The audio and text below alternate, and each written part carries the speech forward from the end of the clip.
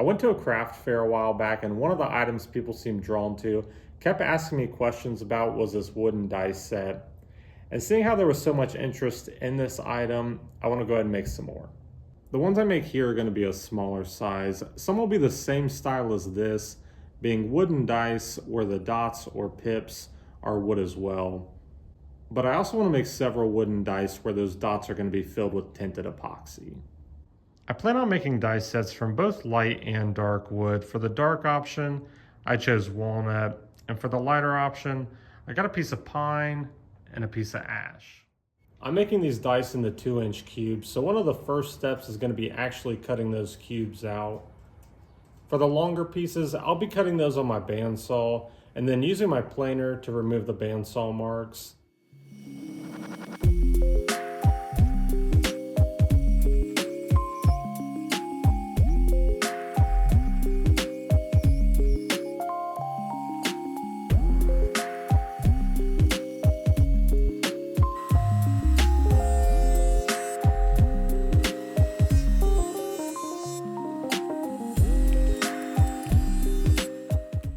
I'll be making the final cut for these ones on my miter saw, but use whatever method you're most comfortable with.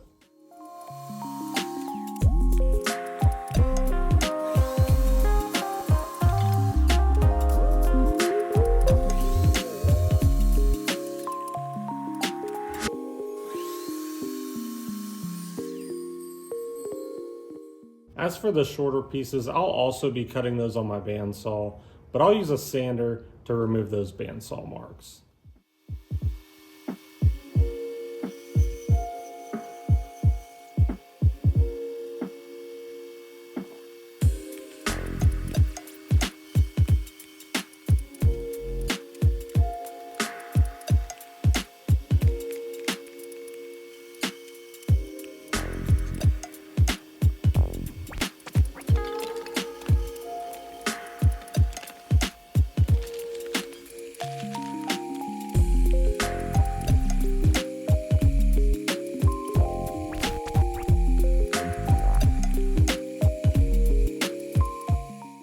I used a piece of scrap wood to lay out the placement for these dots.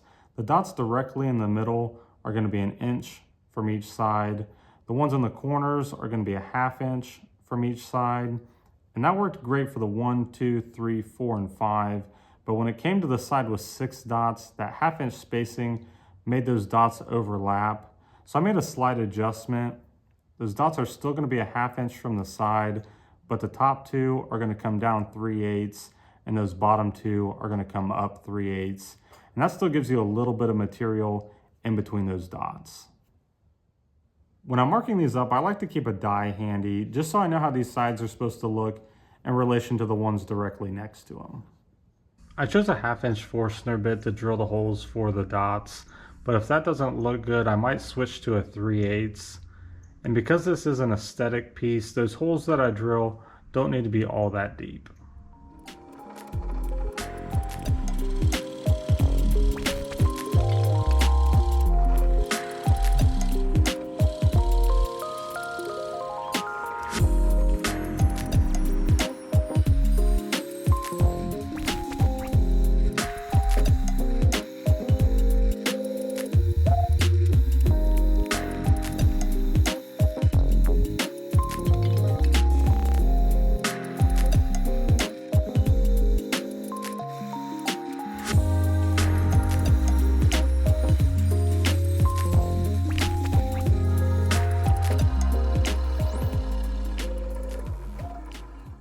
I want to share a tip for drilling these holes. On this first die, I drilled those holes to where they are almost as deep as the entire head of the Forstner bit, and that made some of those holes connect, and I didn't really care for that.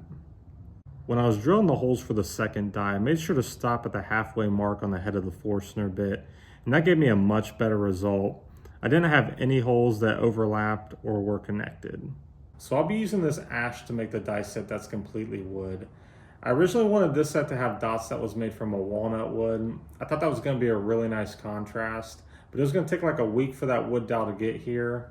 So I just bought this oak wood dowel, and I'm hoping this still offers a nice contrast between the wood types. Each die is going to take 21 pieces, so I'll have to cut a total of 42.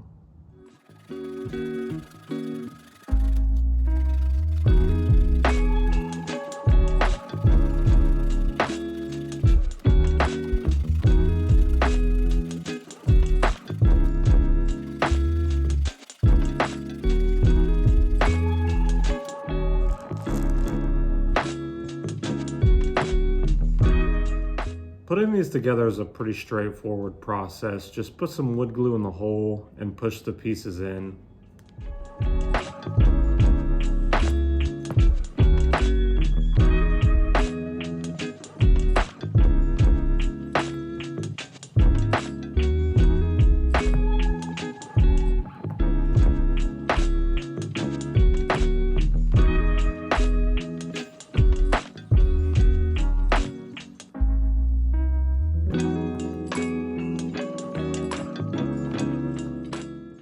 I let these sit for 24 hours. One of my least favorite aspects of this completely wood version is having to cut off all this excess.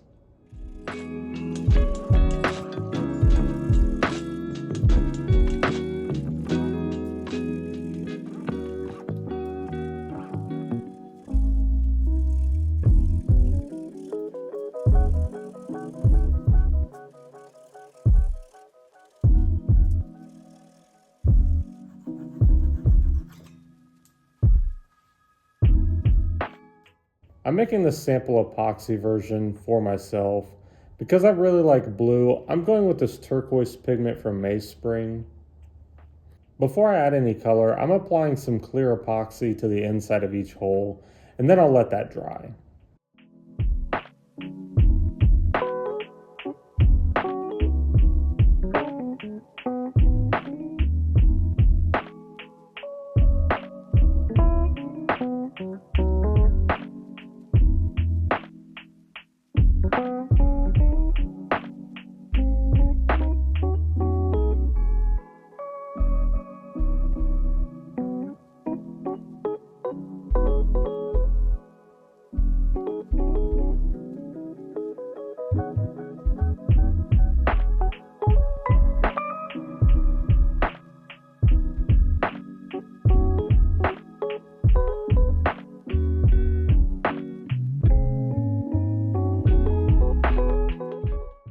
I'm finished pouring the epoxy. I ended up with some dots that were underfilled and some that had excess, but regardless of that, I still have the same end goal in mind of sanding each side flat.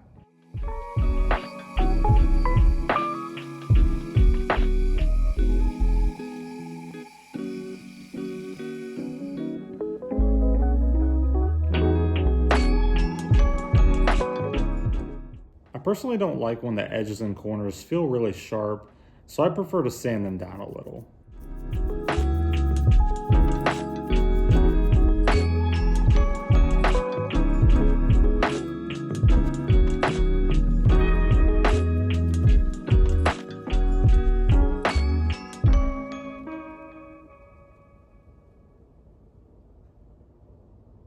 I want to share a couple more tips for making these.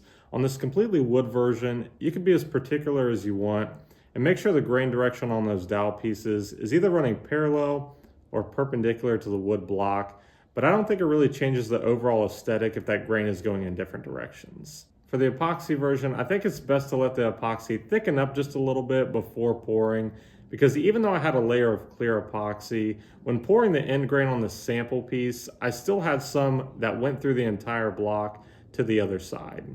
Now let's take a closer look at some of these samples. I'll start with my favorite, which is the turquoise set. Then we have Bermuda Triangle, followed by Smashed Eggplant.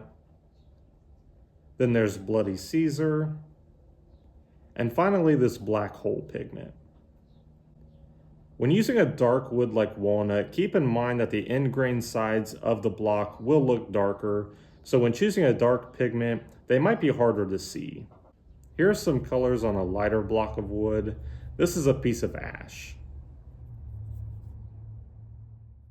The set I made from pine didn't turn out as good as I was hoping. I had some tear out when drilling the holes, so it kind of just looks messy. I was pleasantly surprised with the contrast between the oak and the ash wood. I think it looks really nice. And this is another one of my favorites. I chose birch for the dots on this walnut set. I think these types of wood complement each other really well. Let me know what color or wood combinations you think looks the best. And like always, thanks for watching. I'll see you on the next one.